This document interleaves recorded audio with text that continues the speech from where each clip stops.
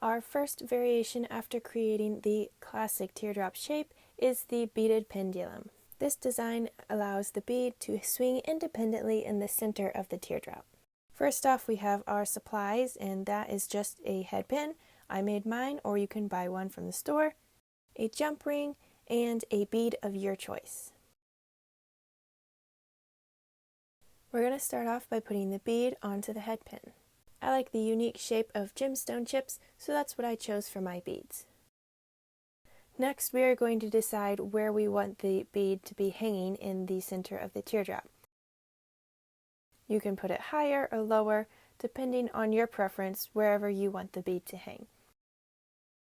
Once you have decided where you want the bead to hang in the center of the teardrop, we will hold the head pin at that point and then bend the wire over to begin creating a loop at the top of the head pin. You will create a bend on the head pin at the base of the loop of the teardrop. So hold the bead where you want it to be hanging in the center of the teardrop, and then mark that spot holding it in your fingers and bend the wire over. With the wire bent, we are going to trim it down until it is about 1/4 of an inch long. Because I chose to have my pendulum be longer, I'm only trimming off a very little bit.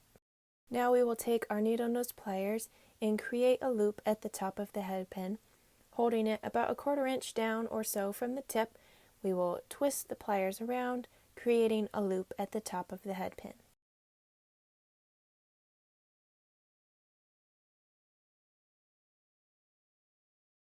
Now that we have finished the head pin with the loop at the top, we will now use the jump ring to add it to the teardrop.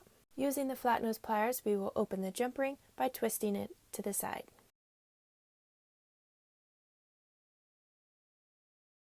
Then we will add the head pin onto the jump ring. And now we can add the pendulum onto the teardrop. We will be adding the head pin onto the ear wire behind the teardrop. Once we have added the head pin, we can then use the needle nose pliers to help us close the jump ring and firmly attach it onto the ear wire.